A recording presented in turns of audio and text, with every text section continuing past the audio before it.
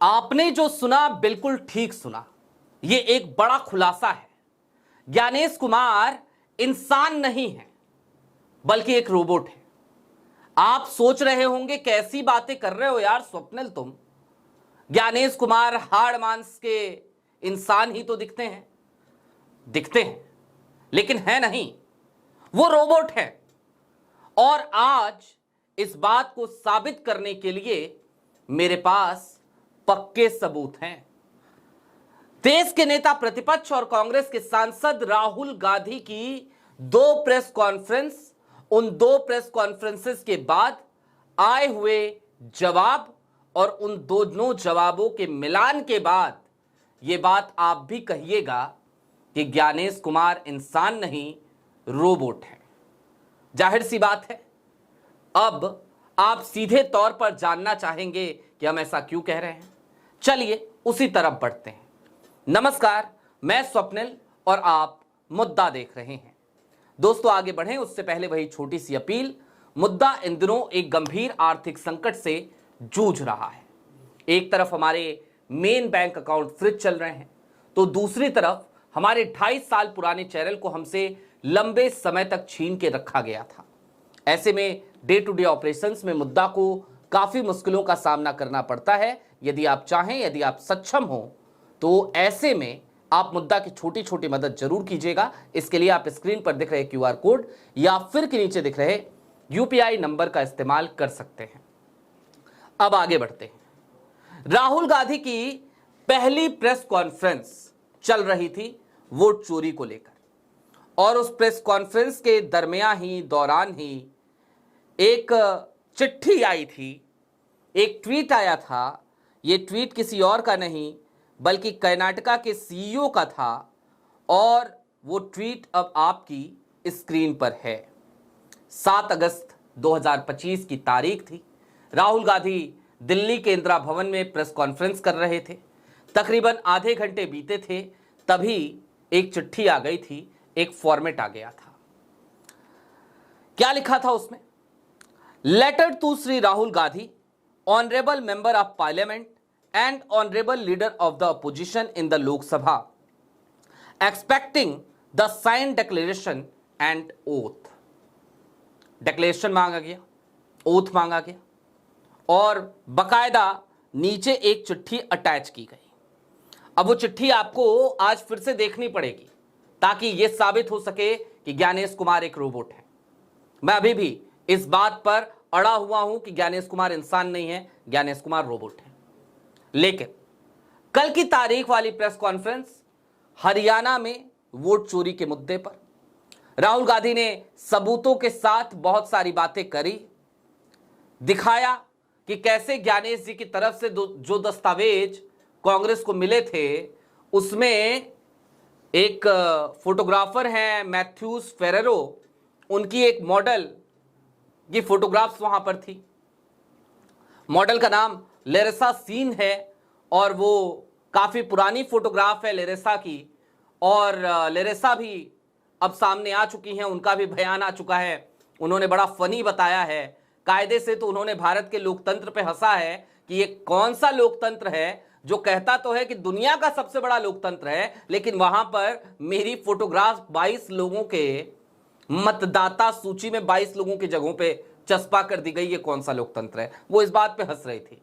हालांकि गोदी मीडिया उसे नया रंग, नया रूप दे करके खूब प्रचारित प्रसारित कर रहा है। जाहिर सी बात है उनका काम ही क्या। खैर छोड़िए। अब हुआ ये कि हरियाणा की वोट चोरी वाली प्रेस कॉन्फ्रेंस से फिर हरियाणा का निर्वाचन आयोग जागा। हरियाणा का निर्वाचन आयोग जब जागा तो हरियाणा के निर्वाचन आयोग ने पहले तो एक सिंपल सा क्लेरिफिकेशन दिया। 15 पॉइंट का तकरीबन वो क्लेरिफिकेशन था। आप सबने कल देखा होगा, उस तरफ नहीं जाएंगे। उसके बाद एक ट्वीट आया हरियाणा निर्वाचन विभाग की तरफ से, निर्वाचन आयोग की तरफ से, और उस ट्वीट में यह कहा गया कि राहुल गांधी जी की ये जो प्रेस कॉन्फ्रेंस है, आपकी स्क्रीन पर है वो ट्वीट, राहुल गांधी की आज की प्रेस कॉन्फ्रेंस के बारे में विस्तृत रिपोर्ट, विस्तृत डिटेल, विस्तृत जवाब बहुत जल्द शेयर किया जाएगा, बहुत जल्द दिया जाएगा। अब जब ऐसा हुआ तो हम उसका इंतजार करने लगे। कल पूरे दिन इंतजार किया, देर शाम को वो जवाब आया। और जवाब क्या आया आपकी स्क्रीन पर? अब वो जवाब है, वो चिट्ठी है जो हरियाणा के निर्वाचन आयोग की तरफ से आई है। और अगर आप हरियाणा के निर्वाचन आयोग की चिट्ठी देखें तो उसमें भी वही डिक्लेरेशन और वही ओथ मांगा गया है। 5 पॉइंट हरियाणा के चिट्ठी में सेम टू सेम है, 5 ही टोटल पॉइंट है, उसके बाद तो डिक्लेरेशन और ओथ का है प्रोफार्मा। और अगर कर्नाटका वाली चिट्ठी आप देखें तो कर्नाटका वाली चिट्ठी में एक छठा पॉइंट जरूर था, क्योंकि कर्नाटक की जो कांग्रेस की केपीसीसी है उससे एक मीटिंग फिक्स होनी थी, तो उसका एक पॉइंट था। अगर उस पॉइंट को हटा दिया जाए तो अक्षरशः जो बात कर्नाटका के निर्वाचन आयोग ने कही वही बात हरियाणा के निर्वाचन आयोग ने कही। और ऐसे में मुझे यह कहना जरूरी लगा, ज्ञानेश कुमार जी को इस बात का एहसास दिलाना जरा ज्यादा जरूरी लगा कि ज्ञानेश कुमार जी आप स्वयं ही इस बात को क्लेरिफाई कीजिए कि आप इंसान हैं या फिर कि रोबोट हैं। जरा सोचिए, कर्नाटक में आरोप कुछ और तरीके के थे, हरियाणा में आरोप कुछ और तरीके के थे। कर्नाटक पे अब तक 2 पीसी हो चुकी है और दोनों प्रेस कॉन्फ्रेंस में बहुत ही विस्तृत जानकारी अब तक वोट चोरी को लेकर देश के नेता प्रतिपक्ष ने रखी है। यह बात ज्ञानेश कुमार को समझ में आनी चाहिए कि राहुल गांधी कोई ऐसा नहीं है कि कोई सड़क चलता व्यक्ति है जिसने आपके ऊपर आरोप लगा दिया। राहुल गांधी की पार्टी की 99 सीटें हैं, कांग्रेस की 99 सीटें हैं, मुख्य विपक्षी दल है कांग्रेस। राहुल आज की तारीख में लीडर ऑफ अपोजिशन है, एक संवैधानिक पोजीशन है, देश में 4थे नंबर की पोजीशन आज की तारीख में वो होल्ड करते हैं। राष्ट्रपति, उपराष्ट्रपति, प्रधानमंत्री के बाद 4थे नंबर की पोजीशन है उस व्यक्ति की। और वो व्यक्ति यदि आरोप लगा रहा है, और सिर्फ आरोप नहीं लगा रहा बल्कि अपने आरोपों के फेवर में, अपने आरोपों को पुख्ता करने के लिए आपके सामने सबूत रख रहा है, तो आपकी जिम्मेदारी है कि हर एक बिंदु पर उस व्यक्ति के साथ बैठिए, डिस्कस कीजिए और क्लैरिफिकेशन दीजिए, उस व्यक्ति को सेटिस्फाई कीजिए कि नहीं, चुनाव आयोग पूरी तरीके से निष्पक्षता से लगा हुआ है। लेकिन ज्ञानेश कुमार ये सब करने की बजाय किसी रोबोट की तरह एक ही कमांड पर चले जा रहे हैं। क्या कर्नाटका, क्या हरियाणा, स्क्रिप्ट तक बदलनी जरूरी नहीं समझी गई। सेम चीजें बस अलग अलग आंकड़ों के साथ भर दी गई और वो भेज दिया गया राहुल गांधी को। समझने की जरूरत है। कल जब हरियाणा के निर्वाचन आयोग का ट्वीट आया तो हमें उम्मीद थी कि शायद इस बार हरियाणा का निर्वाचन आयोग, शायद इस बार ज्ञानेश कुमार वो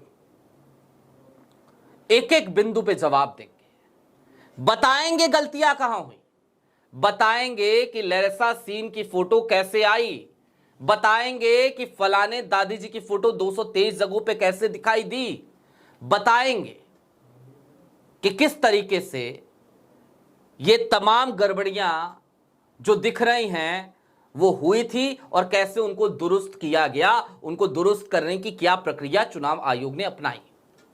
लेकिन ये सब करने की बजाय सेम कॉपी पेस्ट करना, सेम चीज ला करके थमा देना, सेम स्क्रिप्ट फिर से दोहरा देना, ये किसी इंसान का काम तो नहीं हो सकता। खास तौर पर एक ऐसे इंसान का काम तो नहीं हो सकता जो एक जिम्मेदार पद पर बैठा है, क्योंकि जिम्मेदार पद पर बैठा है तो उसका जिंदा दिमाग का होना जरूरी है। जिम्मेदार पद पर बैठा है तो उसकी अंतरात्मा का जिंदा होना भी जरूरी है, और यदि अंतरात्मा जिंदा नहीं है तो फिर अंतरात्मा की आवाज भी कैसे सुनाई देगी। इसीलिए आज की तारीख में हमें यह लगता है कि ज्ञानेश कुमार इंसान नहीं बल्कि एक रोबोट हैं, क्योंकि उनके क्रियाकलाप रोबोट की तरह ही दिखाई देते हैं। बात इतर है, बिहार में आज पहले चरण की वोटिंग चल रही है, मतदान चल रहे हैं। जिस वक्त ये वीडियो रिकॉर्ड कर रहा हूं, तकरीबन 4:10 का वक्त हो चला है। अभी भी 50 मिनट का समय बाकी है वोटिंग में, लेकिन वहां से अब तक ना जाने कितनी ही ऐसी तस्वीरें आई हैं जिन्होंने ये बात बता दी है कि ज्ञानेश कुमार भले ही आज की तारीख में अपने कंट्रोल सेंटर में बैठे हों, लेकिन उनके कंट्रोल में बिहार का चुनाव नहीं है, या फिर कि वो जानबूझकर बिहार के चुनाव को अपने कंट्रोल से बाहर रखे हुए हैं। उत्तर प्रदेश उपचुनाव में जिस तरीके से पुलिस वाले आईडी चेक कर रहे थे, उस तरीके से आईडी चेक हो रही है बिहार में। कुछ लोग नदी के उस किनारे हैं तो इस पार कैसे नहीं आ पाए, इस चीज का पूरा प्रबंध कर दिया गया है, क्योंकि 20 सालों में वहां पुल तो बना नहीं, नाव से आते जाते थे, तो आज नाव को ही ठिकाने लगा दिया गया, कहा गया नाव ही नहीं चलने देंगे। सारे सरकारी नाव दूसरे साइड में 10,000 के आसपास की संख्या मतदाताओं की, वो चुपचाप बेचारे इस किनारे पर खड़े होकर मायूसी के साथ देख रहे हैं कि इतना बड़ा पर्व है, इतना बड़ा त्योहार है मतदान का। सुबह से नारे लग रहे थे, पहले मतदान फिर जलपान, और उसके बावजूद उनको उनके अधिकार से वंचित कर दिया गया है। और इतना ही नहीं, गुंडाई की हदें पार की गई हैं बिहार में आज की तारीख में भी। कई मतदाता पहुंचे जब, तो उनसे यह कह दिया गया विपक्ष के मतदाताओं से कि आपका वोट पड़ चुका है, आप जाइए घर जाइए, आराम कीजिए। ये मतदान चल रहा है, ये चुनाव चल रहा है, या मजाक चल रहा है? और अगर ऐसे ही चुनाव करने हैं तो फिर काहे का चुनाव, काहे की नौटंकी, काहे की ड्रामेबाजी? बिड लगाइए और बेच डालिए मुख्यमंत्री की कुर्सी, बेच डालिए देश के प्रधानमंत्री की कुर्सी। यही तो हो रहा है आज की तारीख में, यही तो हो रहा है ज्ञानेश जी। अभी भी आपसे उम्मीदें हैं, उम्मीदें इस वजह से हैं क्योंकि आप इस देश के मुख्य चुनाव आयुक्त हैं। हम आपसे सिर्फ निवेदन ही कर सकते हैं, क्योंकि हमारे ताने, हमारे सच खोजने की जिद, हमारी पड़ताल, हमारा दिखाया गया सच, ये सब कुछ आपकी अंतर आत्मा को झोंकने में नाकाम साबित हुआ। और ऐसा शायद इसलिए भी हो सकता है क्योंकि आप इंसान नहीं, रोबोट हैं। आपकी क्या राय है, हमें कमेंट बॉक्स में जरूर बताइएगा। अभी के लिए दीजिए इजाजत। चलते चलते फिर वही अपील, चैनल पे नए हो तो सब्सक्राइब करते हुए जाइएगा, सक्षम हो तो छोटी छोटी मदद मुद्दा की जरूर कीजिएगा। बहुत शुक्रिया।